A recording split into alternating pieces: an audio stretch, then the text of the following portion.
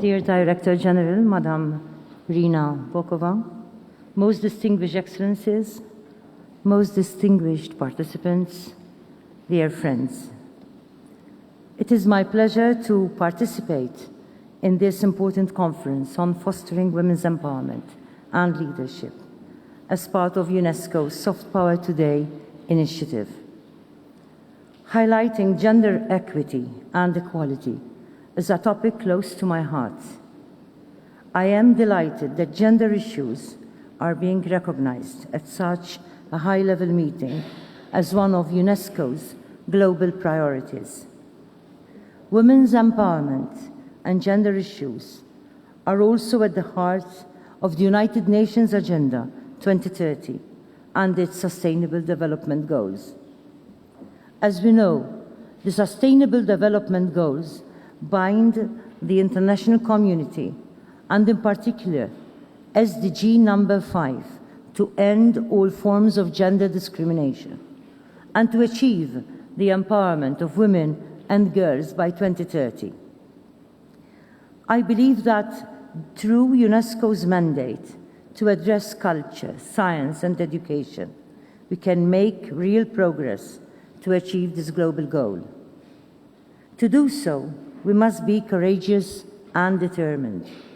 We must confront the underlying discrimination and injustice, which are undermining the dignity of women and girls around the world, and thereby restrict women and girls from equal participation in our societies.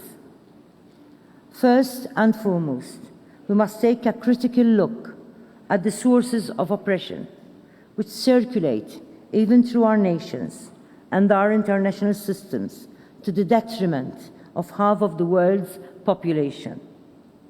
We must be very clear in our objectives.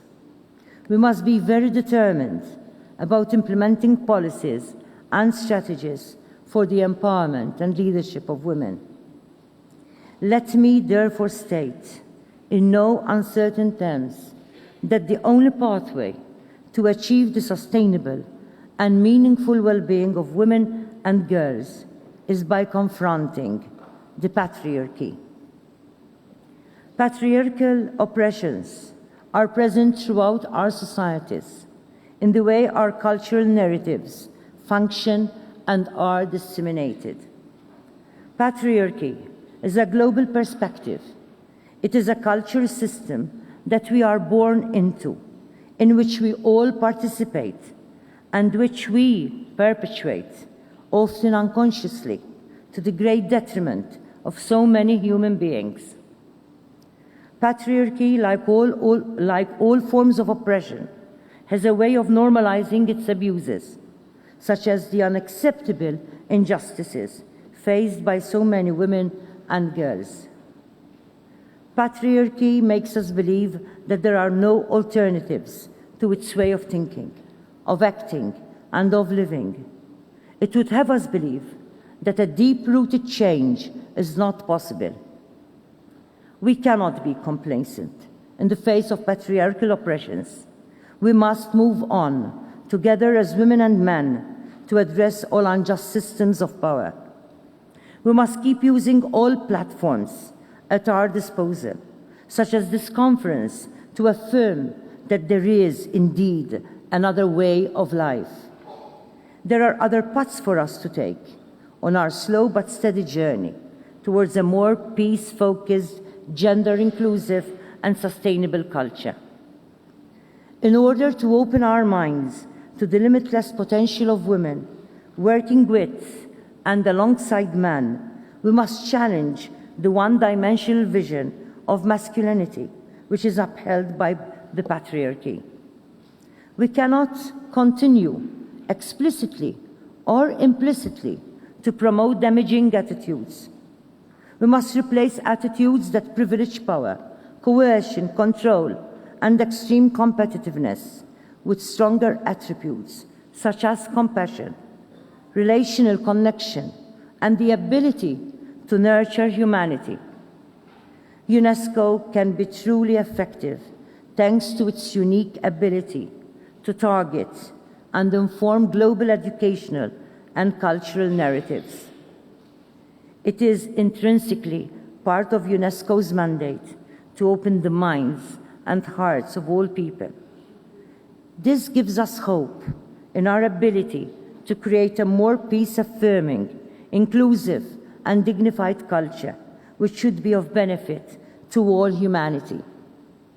To achieve such a vision of our world, we must do more to disrupt the dualistic and narrowly gendered thinking, especially when it comes to the roles that women and men pursue in society.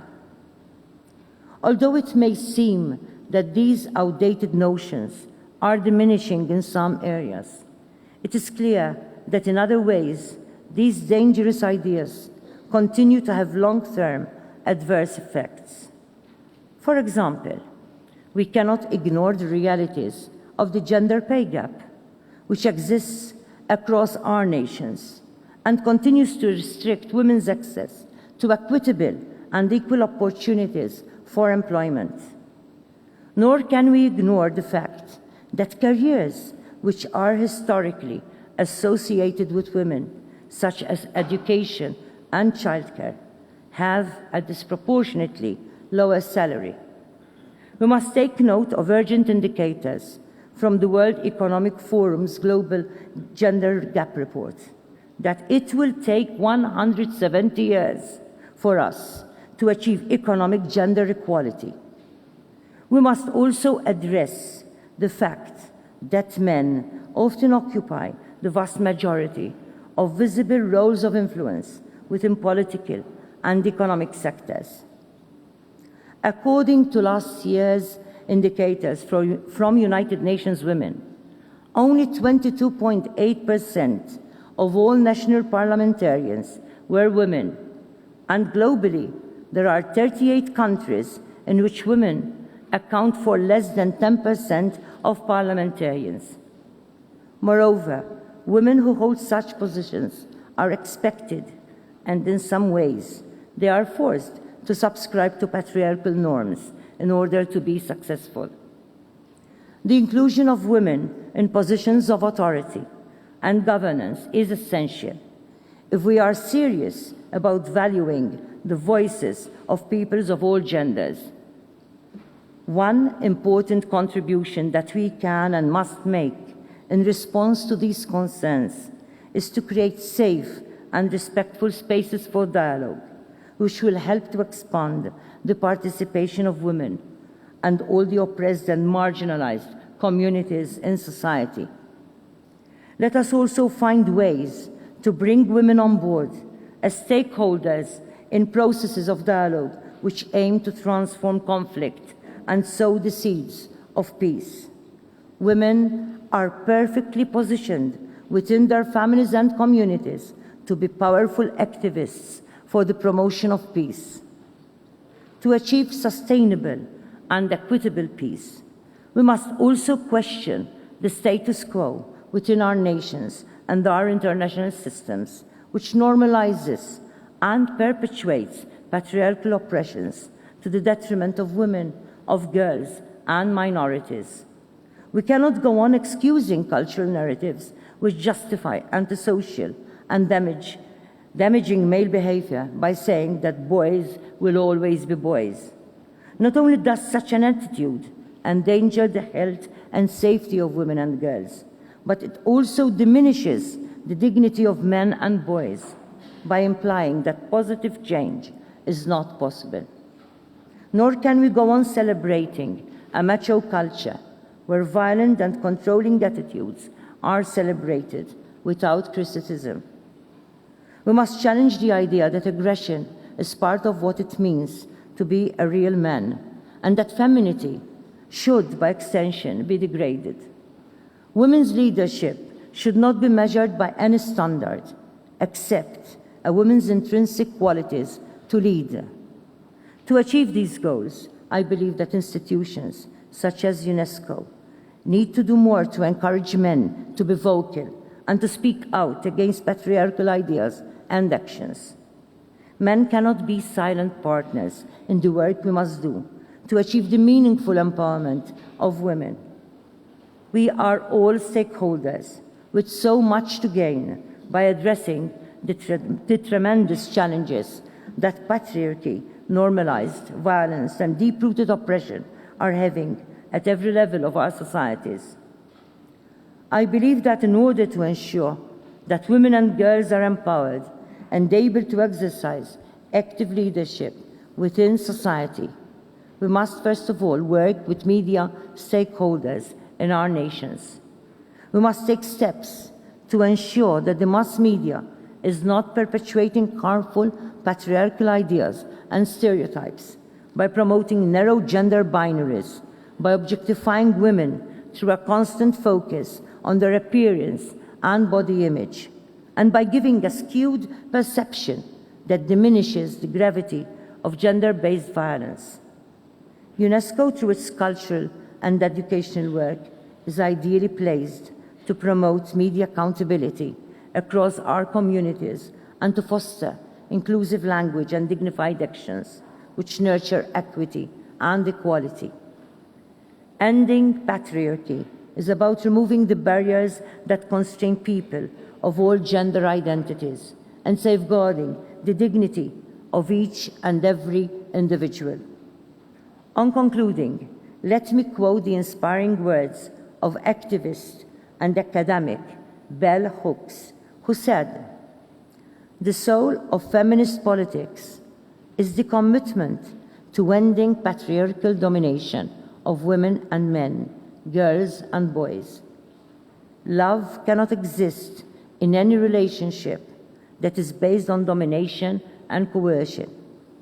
A genuine feminist politics always brings us from bondage to freedom, from lovelessness to loving." End quote. Let me encourage you to work more closely together, to take practical actions to address the underlying cultural and social injustices which are perpetuating these abuses within our societies and across our globe. UNESCO has a powerful role to play to promote innovative education perspectives and bold cultural narratives as it does, which end once and for all the discrimination and violence being faced by women and girls. We cannot afford to deal with symptomatic manifestations of oppression while ignoring the root causes. Let us take this opportunity to implement the full force of the United Nations Agenda 2030 and Sustainable Development Goal number 5 to promote the equality of all genders. Let us prioritize a zero-tolerance policy towards patriarchal violence and oppression.